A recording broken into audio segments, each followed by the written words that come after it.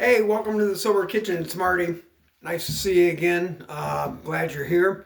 As always, we're going to cook a decent meal. We're going to do it affordably, and most important, we're going to do it sober. That's the most important part. We're going to do it sober, and we're going to enjoy ourselves while we're doing it. However, today's going to be a little different. I got an email earlier today that kind of hit home. I wrote it down so that I had it exactly right. Marty, I really have enjoyed your first couple of episodes. I too have found cooking to be very beneficial to my recovery. Good for you, Jessica L. Good for you. I'm glad you're finding something on your journey that helps you out the best. But then she went on and said, but what do you do on the days that you don't feel like cooking? That's a good question. It's a legitimate question, and I'm gonna tell you what I'm gonna do. I am going to go into my freezer, pull out a Home Run Inn Meat Lovers Premium Pizzeria. Not the healthiest. No, it's not. It's loaded with fat, actually. 35 grams of carbohydrates. 22 grams of fat, and there are 8 servings in this pizza. So it's not exactly the healthiest meal. However, I did get these on sale. These are normally $8.99 a piece. I got them 2 for $6.99. So $3. $3 for in a pizza this size. I can get 2 meals out of this easily. So what I got going on here is I've got the oven preheating. So we're gonna go ahead and just make a simple pizza for tonight. But I want to talk about some of that. So answer Jessica's question. There are days in recovery that you just don't have it. You're not feeling it. You're not feeling the enjoyment of being in recovery. It's unfortunate. It happens. It just so happens today, this is very ironic for me. I am having one of those days today. I accomplished 3 of my 4 SMART goals already today. I did exercise, as I always do in the morning. First thing I do. It's just my routine now. I read my devotional for the day. I don't know how many of you are into hunting or have hunted. My devotion comes from a devotional called Life from a Tree Stand. It's fascinating. It relates to nature and God and faith and finding that balance. Third, I am going to cook a little bit in the Sober Kitchen, even though I'm just going to throw a pizza and call it a day. But that happens. You will have days in recovery that suck. Today I feel incredibly lonely. No reason in particular. I've talked to the same people that I talked to. Had a cup of coffee at the Starbucks right across the street with a dear friend of mine that's been in recovery now for quite a while. We had a nice long conversation. Talked about things that we can do as a group of friends that we can do together to increase our success in recovery and find enjoyment in recovery. However, after I got done with the cup of coffee, I honestly, when I got back to my apartment, I was a little overwhelmed with just a sense of not connecting today. For some reason, I just don't feel connected to my surroundings and to my life today. I'm lonely today. I guess that's the best way to say it. And to your point, Jessica, when you have those days, you got to have a plan. You got to have a backup plan. After I do this, after I do the little show here, my intent is I'm going to sit down, I'm going to listen to some music. It's actually not going to be motivational music. It's going to be Limp Bizkit, Disturbed, Five Finger Death Punch, that type of stuff. I'm going to listen to it. I'm going to put it in my headphones and I'm going to crank it for a while. And I'll probably do my typical rocking that I do when I listen to music.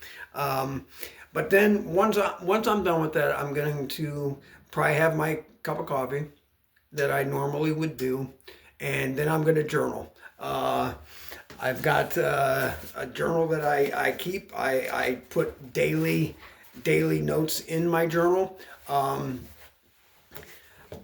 I find it on days that I'm struggling, journaling and writing down my thoughts really help me get through the day.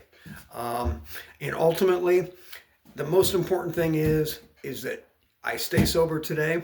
I stay on my journey, and I learn how to roll with the changes, because you're gonna have days that are just awful. And Jessica, yes, I really do appreciate the question, and I hope I'm trying not to skirt around and oversimplify what I'm trying to say, right? But you'll have those days, and sometimes they're hard. Have a connection of friends that you can call on. Build that network. Build that network of people that you can count on. It is essential. Through the Recovery Support Program at good old Heartland, I have made lifelong friends that I hope. I've got a dear friend that she has pretty much kept me from going off the edge more times than I can count. And I'm thankful. I'm thankful for that. I thank the man upstairs every night when I pray that I got introduced to some of the people that I've been introduced to through this program that have lived the same experiences and the same trauma and the same struggles that I have. And it's just refreshing. And we lean on each other and we bounce ideas off of each other, and we go out to dinner together, we have coffee together, and we BS on texting and stuff like that, and that's important. And I hope you're able to find that in your journey. So that being said, I was all prepared to make a pretty elaborate meal. I had set it up this morning and mapped it out what I was going to make, and I was pretty excited about it. And then, the day just didn't progress the way that I had hoped it would. And like I said, some days you're going to have them. Some days you're going to have days that just suck. But the most important thing is that you stay sober, you stay focused, and you stay committed, because it's going to get better. Everybody, even when you were enjoying life, being a partier or a user or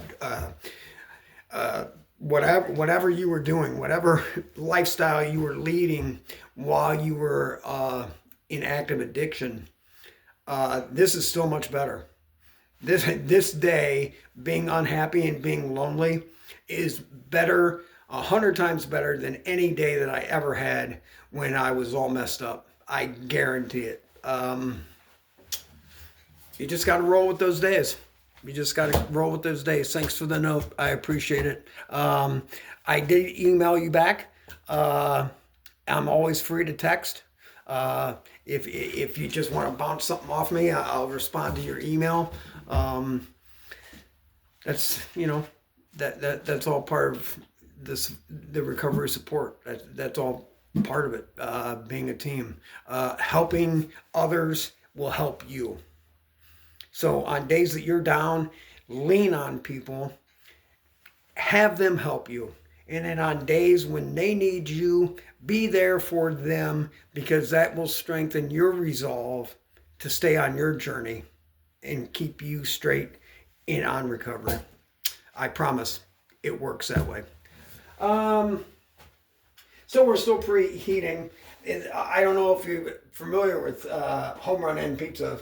They've been a Chicago icon since early 40s, established 1947. Yeah, I had my first Home Run End Pizza in 1992 when I enrolled in pharmacy school in Downers Grove. A young kid that was we were suite mates in our apartment, and he came home and he's throwing, just ranting and raving about how I can't believe that I found all these Home Run End pizzas. They're right over there at the Jewel, blah, blah, blah. And I was like, Home Run End Pizza? What the heck are you talking about? And that was the first time I had one. And it's pretty much the only pizza I eat now. Yeah. So anyway,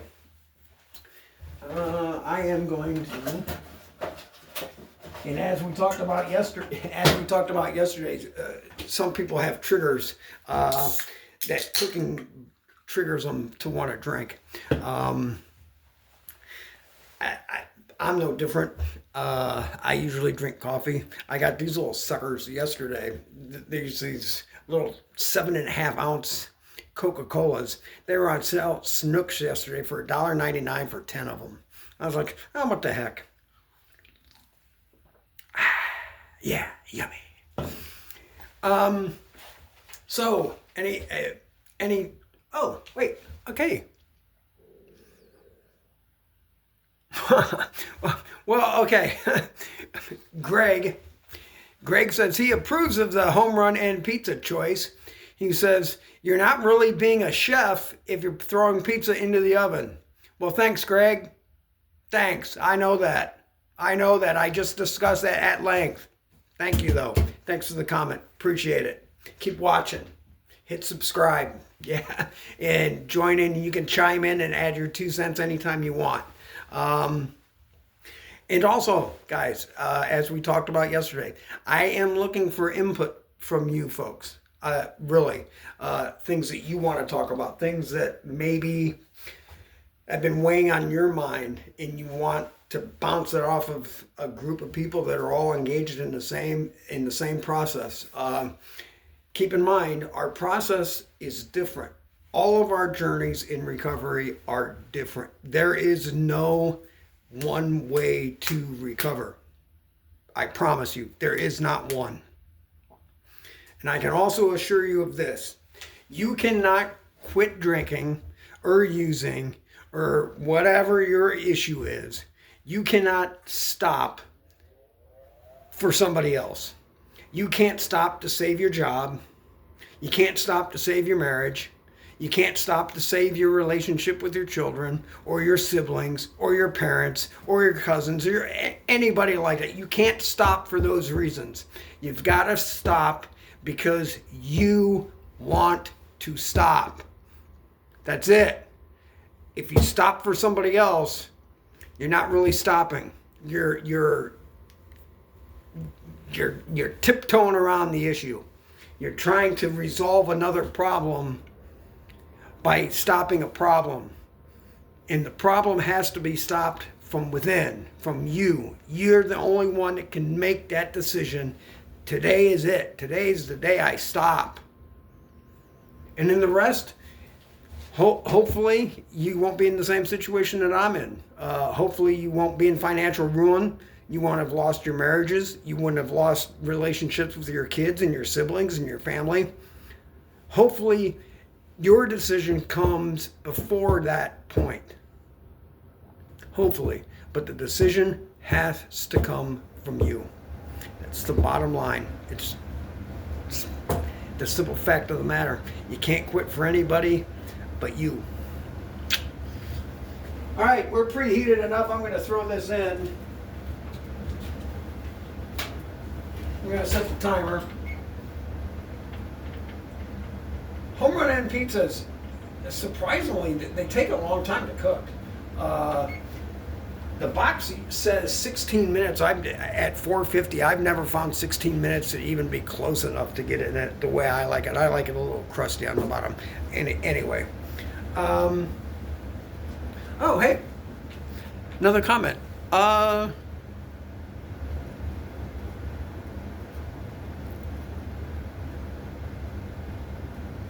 Erica, I'm not sure I'm understanding your question.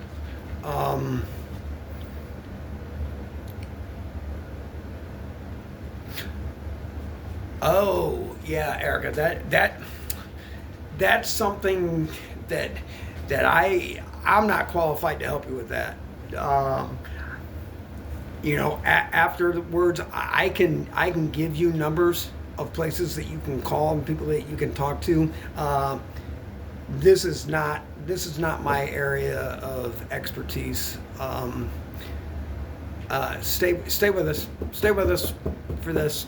Let's finish this out tonight, and I'll go ahead and send me your email, and I'll get you in contact with some people that are going to be much more able to help. Okay. All right. You with me? All right. I appreciate the question though. Oh, we're on a roll. All right.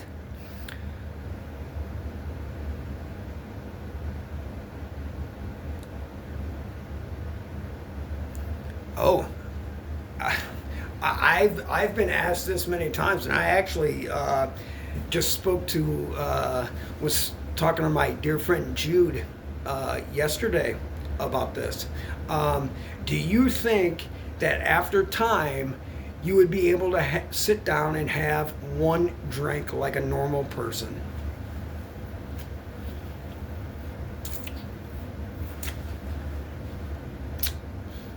I don't know. I can't. I don't know. I don't know what it means to have one drink. I don't know what that is. I don't understand that concept. I've never understood that concept. So for me, in my journey, my answer would be, if I have one drink, I'm in trouble. I mean, I'm heading right down the path. I am not, or I never was a daily drinker. That wasn't my problem. I didn't get up in the morning and say, boy, I have to drink. Boy, I'm craving a drink. I am the classic binge drinker. Drink until, well, honestly, hospitalization. I was in the hospital one time for 26 days, another time for 12 days. I got airlifted from Bloomington, Illinois to Champaign. So, yeah, my drinking is, I wouldn't say it's different. I've never craved alcohol. It's just that when I have it, I can't stop.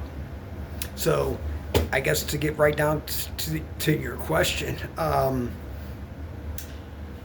that's in your recovery. I can't really answer that. I just know from my perspective that I can't because I can't stop at 1. Hell, I can't stop at 15. So so for me the answer would be absolutely not. I can't have one drink and be normal. Just, I can't do it. Which brings me up to another interesting thing. Just because of the Super Bowl and things like that have been going on, the big playoffs now that they had going on in college football and all that, and the Caitlin Clark phenomenon where she's on TV all the time now and blah, blah, blah. And so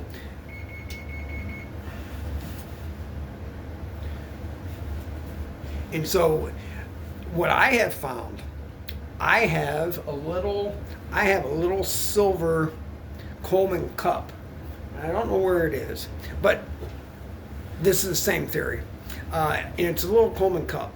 And whenever I'm at a place where there's alcohol and there's people consuming and people partying and watching sporting events and eating nachos and doing all that type of stuff, I always have my silver cup with ice and usually ginger ale. And I never set it down. I always have it in my hand. That way, one, I feel like I'm involved. I don't feel like I have to be in a corner hiding because I'm not drinking or partaking. And two, I think the most important thing is people that don't realize that you are in recovery or they don't know that you're in recovery. If you're walking around and you have a drink in your hand all the time and you're constantly refilling it and putting ice in it and doing all that, people are a lot less likely to walk up to you and say, hey, do you need something to drink? Well, no, genius. I already got something. They don't know what it is. They're a lot less likely to ask you if you need a drink. So that's a little trick. That's something that I thought I'd share just because the last couple of weeks there's been a lot of sporting events, a lot of house parties, a lot of things going on. Yeah, and you'll find, as we move in, as the summer starts coming up, especially here where I live in Bloomington, Illinois. This is a college crazy town. In the nightlife and the bar scene and just concerts and all the stuff that goes on in this town, you have to have a plan. If you're in recovery, you can't lock yourself in your apartment. So you gotta have a plan. You gotta have a thought of how are you going to handle that situation when somebody presents it. Now, there have been some people that have persistently, even when I walk around with my silver cup, they'll say, hey, are you sure you don't want something to drink? And it's gotten to the point where I say, no, I'm in recovery and I'm carrying this cup around so people don't ask me if I want to drink. And I don't want to lose my patience with them, but at some point, enough's enough. But, whether you identify or whether you disclose or whether you share with people, that is a very private thing. That is up to you. I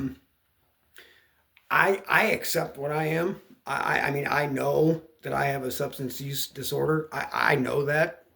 I accept it. I mean, I've lost a lot of things because of it. So compared to the things that I've done when I've been impaired or in full-fledged active addiction, acknowledging that I'm in recovery is nothing to me.